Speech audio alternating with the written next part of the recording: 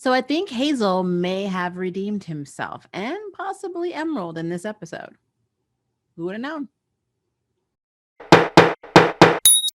Hi, guys. My name is Maria Park, and this is Approach the Nerd. And in this episode, we are reviewing RWBY, Volume 8, Episode 9, entitled Witch.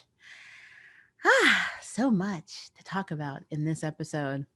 Very short, as they normally are, but very plot forward. So I'm going to start with Winter. So Winter is basically moving forward with the plans to deliver the payload into Monstra with the timer to blow it up. And her, along with Atlas officers or soldiers, and of course the Ace Ops with Harriet. If you know anything about me, you know that I don't like Harriet. So I have to just, whenever she has one line, I'm like, oh, shut up. But they are trying to clear a path to, ensure the payload makes the destination. I know Mero is kind of upset because Winter seems gung-ho about just dropping this bomb in there. And, Team Yang is still on board and have not made it out yet with Oscar. And he even says, if this was your sister, would you still do it? And, are you really going to tell her, you basically blew up her friends? And she's like, yeah, it's my job. So I got to respect that. I mean, I respect that she has a code of honor. I do. I love Winter, but yeah, she makes hard choices, but she comes from a hard family. So it is what it is. But yeah, I love seeing some of the kids fight, especially Neon Cat as a queer woman. Seeing her flinging around her rainbow power always makes me feel like I'm at Pride. So love it. And simultaneously, we do have Team Yang who are on Monstra and they're trying to locate Oscar. And Ren reveals he thinks he has a new ability, which we kind of saw in the previous episodes, especially when he was with Ace Ops, when he was around Winter and seeing her emotions in all the different colors.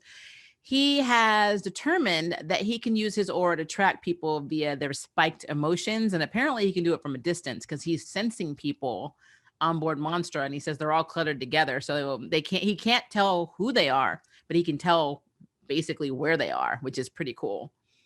I do love the moment between him and Yang where they both are talking about that they're, they both admit they're scared. And, he goes so far as to tell Yang, you don't have to always make a joke when you're scared. It's okay to be scared. And, I thought that was really cute. And I love the fact that he tells Yang, yeah, but John, not scared at all. He's just like, he's so confident in this plan. Not one drop, not an inkling of fear in him, which makes sense considering who John is as a character. So I'm completely okay with that. Now, at the same time, Oscar had this plan on Osmond to actually try and make everyone turn, on Salem and on each other. And so he's telling Oscar that he doesn't think the plan is worth, carrying on. They should probably be looking for a strategy of getting off that ship. But Oscar doesn't want to use magic because he doesn't want them to merge faster than they already are. So right when they're having this conversation and they're talking about this fairy tale, Hazel just grabs Oscar and, it make it look like he's about to beat the crap out of him again, which is pretty bad because his poor eye, I think it's his left eye, is just almost completely swollen shut. But what he really does is he takes him to the lamp. And he says, if you're lying to me about, this password working and summoning Jinn, then I'm the one that's going to, if I take this lie to Salem, it's going to be my ass, basically. But he's like, if you're not lying, then I've been messing up. So he has Oscar summon Jinn, which he does right as Emerald comes in and asks what's going on. And so Hazel, Jinn asks old man basically if there's a question that he wants to ask, and Oscar's like, I don't really have a question, and Hazel doesn't have a question. Nobody really has a question, but Hazel's question is answered, basically that Salem is pretty much crazy as hell and he's been aiding a sociopath basically. And so he vows to do what his sister Gretchen would do. And so he's going to get Emerald and he's going to get Oscar off of the ship at all costs. But he didn't want to take the lamp, even though Oscar wanted to leave with it because he thought it would set up all the alarms, basically alerting Salem to what they're doing. So as they leave, though, we see Neapolitan is actually using her semblance to make herself, come out of the wall. I mean, it's basically she was part of the wall, and she comes out of the wall.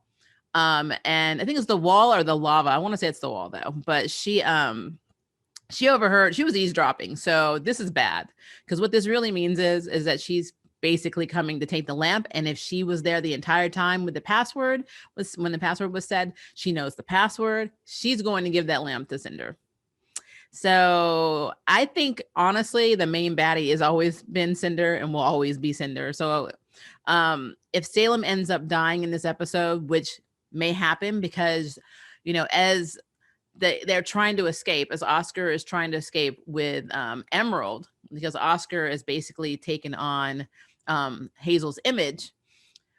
He, like, they run into Team Yang, and so of course they have the whole why should we trust you, Emerald, yada yada. And then Ren says, oh, it's because she's scared too.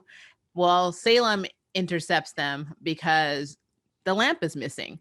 Now Emerald didn't take the lamp, Hazel doesn't have the lamp, so of course Neapolitan took the lamp and again is giving it to Cinder.